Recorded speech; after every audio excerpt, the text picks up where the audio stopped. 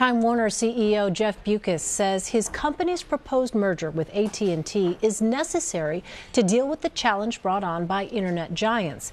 Bewkes made the comments to a judge Wednesday. The government has been trying to block the deal, and the fight has ended up in court. The Justice Department has argued the deal would harm consumers by weakening competition. But Bewkes told the judge Time Warner needs the merger to compete with streaming services like Netflix and Amazon.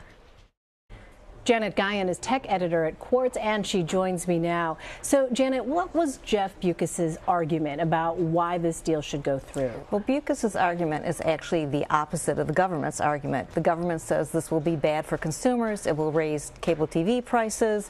It'll have monopoly power with the combination between AT&T and Time Warner. And Bewkes is saying, no, actually prices will go down. We'll have greater distribution. And most importantly, we'll have greater competition. We need more competition for ad dollars with Google and Facebook. So he's saying that ultimately this will be good for consumers. And you just touched on it there, but remind us again why the Justice Department is trying to block this merger. They think it's too much power. It's a vertical merger, what's called a vertical merger, where they will own both the pipes and the content. So that'll give them some monopoly power, and it'll keep smaller players from getting a hold of some of the content that Time Warner owns. But what would the bottom line be for consumers, whether this deal goes through or not?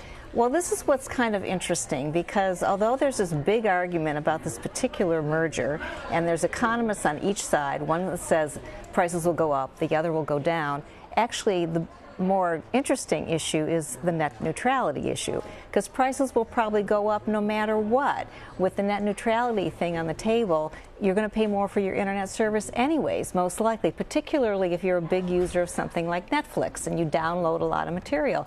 So, and that's a proceeding that's taking place completely outside of this particular legal argument. Well, what could this case mean for other media companies like Disney and 21st Century Fox that are eyeing their own mergers? Exactly. If this merger does not go through, it'll probably put a chilling effect on some of the old line players trying to merge and get bigger.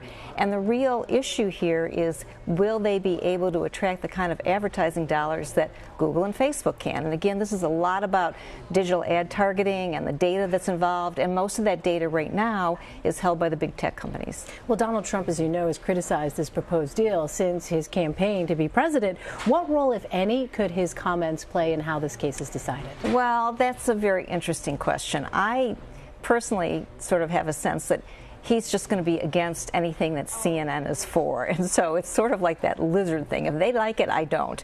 I don't know that his comments, I mean, it's a legal argument. I don't think the government's case is considered to be particularly strong. So whatever his comments are, his comments. It would be surprising if they really affected things very much. All right, Janet Guyon. Thank you so much, Janet. Thank you.